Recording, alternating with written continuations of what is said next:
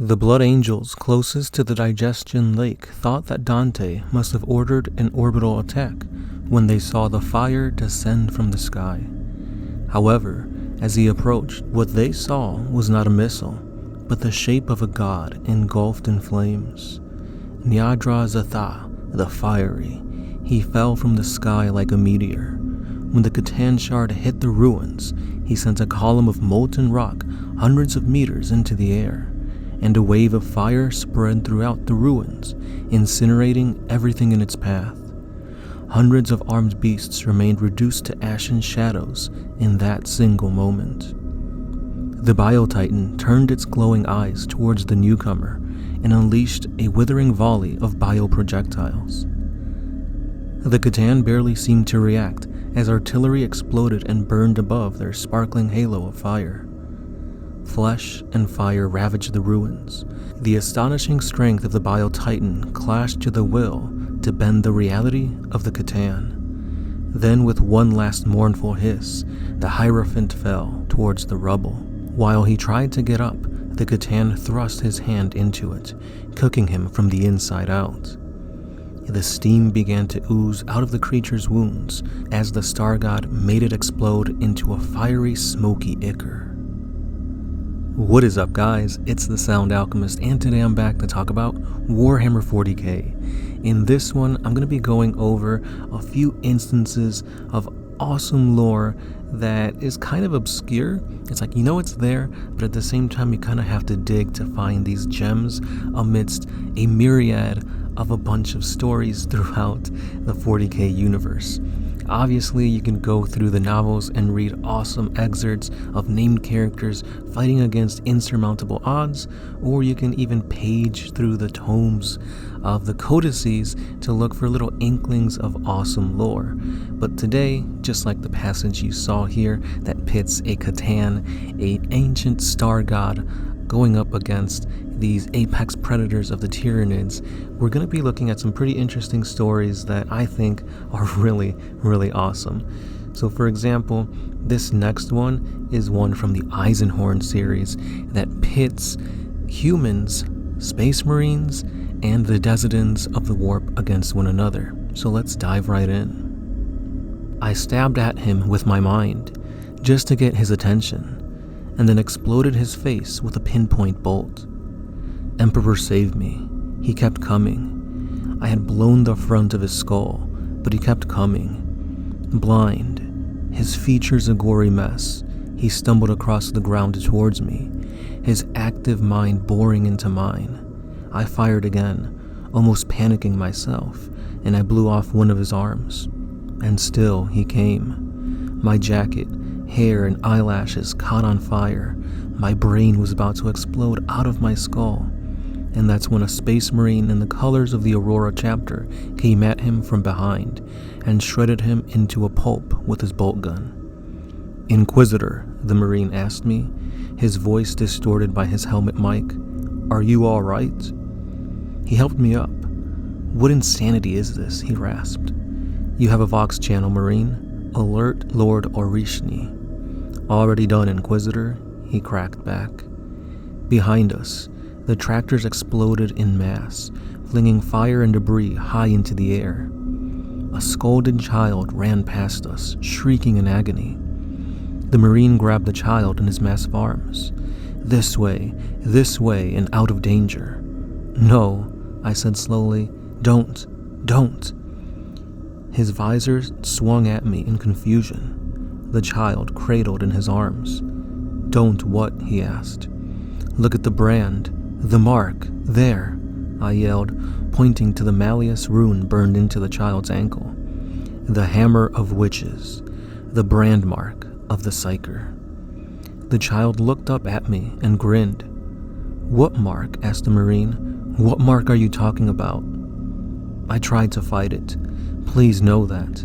I tried to repel the unholy power of the child's mind as it groped into my head. But this thing, this child, was far beyond my powers to contain. "Kill him," it said. My hand was shaking, resisting as I swung the bolt gun around and shot the Marine through the head. A searing white agony flooded my horrified being. "Now, kill yourself," it suggested, chortling. I put the smoking muzzle of the bolt gun against my own temple, my vision filled with the giggling face of the child, perched on the knee of a collapsed, headless Marine. "That's it. Go on." My finger tightened on the trigger. And I'll leave it at that. You guys really need to go into the novels of 40K because you get awesome pieces of lore just like that you might miss out if you just go on, for example, YouTube and just start indulging lore by the tons of videos.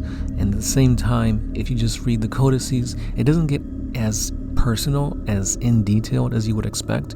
You kind of get a grander feeling of the overall theme and universe of Warhammer, and it's times like these where you get to know the characters a little bit more, you get to feel for them, and you almost put yourself in their position as to what you would do against insurmountable odds. So for example, during these Eisenhorn novels, you get to learn about the Inquisitor Eisenhorn and his travels, and all the awesome yet horrifying things he experiences in this galaxy of Warhammer 40K, like the amount of characters that he meets, and it's not just chaos and space marines, there's more to it, and it's really interesting to see just what can happen in this universe. The last excerpt that I'll read comes from the No Fear novel. The enemy is all around them. 2 more titans have just loomed out of vapor to the east. 2 more. It's laughable. It's academic. The enemy's strength has long since passed the tipping point. Whole Beloth has employed maximum overkill.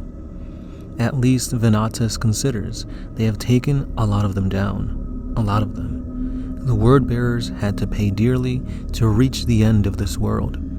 Sadly, they do not seem to care. The guild hall will fall next.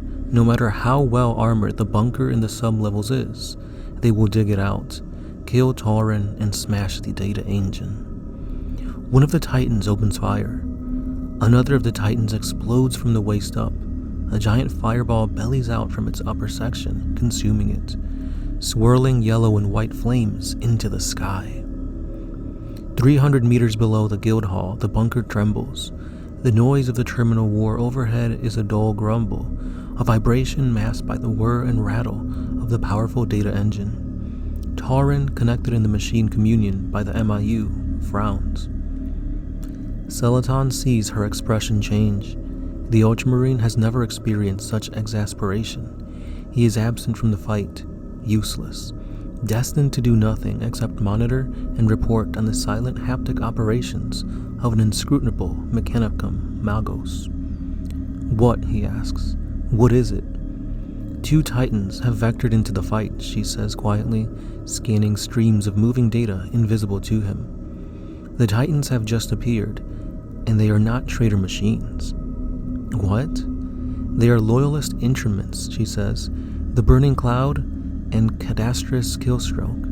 One has just made an engine kill against the Word-Bearer's aligned titan, Mortis Maxor. Captain Venatus' force was facing annihilation just 3 minutes and 16 seconds. That limit is being revised up to 6 minutes and 12 seconds now. Tecmecris, the Contemptor, strides beside him, expending ammunition as he drives a wedge into the enemy formations. His munitions tally records 2 kills among Whole Beloth's senior commanders. Assault cannon, most efficient. Tauren switches views again. She follows another code tag. Justarius, the Venerable, walks with Atheon's squad. A second dreadnought brought to the fight, and in the shadows of the Titans, a second Tetrarch too. Taro Nicodemus, who has spent the day fighting up from the south, and the slaughter fiends at Komesh. Switch view. Switch view. Tauren watches the data, almost startled by the speed of the update, the rapid turn in the battle's balance. She finally becomes aware of Celaton's desperation, and starts to tell him what she can see. Whole Beloth's forces flinch at the unbridled force of the attack. It's not just the firepower, it's the coordinated strength behind it.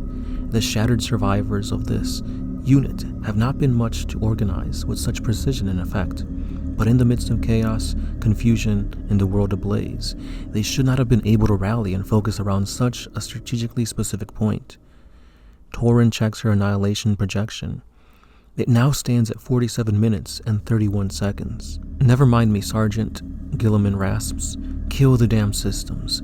Do what we came to do. Theo races to the system's consoles. The brass cogitation banks of the data engines clatter and clack in front of him. He does not know where to start. In the name of Terra, Guilliman snarls. Theo, shoot the bloody thing. Theo is out of ammo, but he has his sword, and it has one more job to do today. The control codes release. Tauren sees this happen. She sees the digital sequence suddenly shift across the new spherics. Control suspended. Engine failure. Control suspended. Engine failure. Engine failure. It's like a moment of data revelation, a profound data sequence change. All values alter. All authorities reset. She doesn't hesitate. Hest would not have. She runs the kill code directly into the suddenly open system and watches it burn through the corrupted numerics of the octave scrap code. The kill code is her vanguard, her Praetorians, her Ultramarine kill squad, her Venatus. She follows it in with her authority codes. She takes control and selects the discrepancy mode. Thousands of automatically generated firing solutions instantly present themselves. She sorts them using haptics, code forms, and binaric cant. Server. Tauren ignores him. She opens a vox link. Server Tauren, addressing the 13th Legion of Ultramarines and all forces allied to their standard. Brace for impact. The word-bearers then begin being annihilated in short order. There's massive damage done to the Ultramarines, but ultimately the word-bearers suffer a massive defeat in their own making. Here we see just a single person using technology and trying to help out as best they can give the overwhelming odds of a chaos attack the pushback that it needs to allow the Ultramarines to gain ground and slowly but steadily achieve victory during the whole Battle of Calth series. Here, it just shows you that no matter how bleak and disastrous the grim dark galaxy of Warhammer 40K, there are pockets of hope. And time again, we see that quote-unquote the Imperium is doing the best they can to make the life of its humans tolerable. I'm just kidding, guys. The Imperium is horrible at that. I would never want to live in the Imperium of 40K because it is just the worst. But you do have your quote-unquote good guys and bad guys, and you have people that you cheer for, people that you root for, and during the Battle of Calth, clearly the Ultramarines are meant to be the good guys, the ones you want to come out on top. And with the betrayal and everything that Horus has been doing, the heresy and stuff like that, the Ultramarines are almost losing, the momentum needed, but just through hope and perseverance, they came out on top. So it's things like that that kind of show you, yeah, 40K does, go back to its tropes of having the good guy come out on top. But that's not necessarily how things go. More often than not, you don't have a happy ending when it comes to 40K stuff. It is a very bleak and grimdark universe for a reason, and I think that's one of the tropes, one of the themes that attracts a lot of people to it. It's not this happy, at the end of the day, we'll come out on top thing that you see with other sci-fi IPs, such as Star Wars. I think it's something really cool that a lot of people can get behind and see the reality of how things are. The good guy doesn't always come out on top. Hope sometimes is squashed and cannot be reignited. But yeah, that's all I got for today, guys. This has been a pretty awesome year, so thank you to all the watchers, the subscribers, everybody who likes, comments, shares the video. Thanks again for supporting us, and hopefully into 2024 we'll give you guys even better and bigger things to come. As always, it's been the Sound Alchemist, part of One Mind Syndicate, and I'll see you guys in the next one. Peace.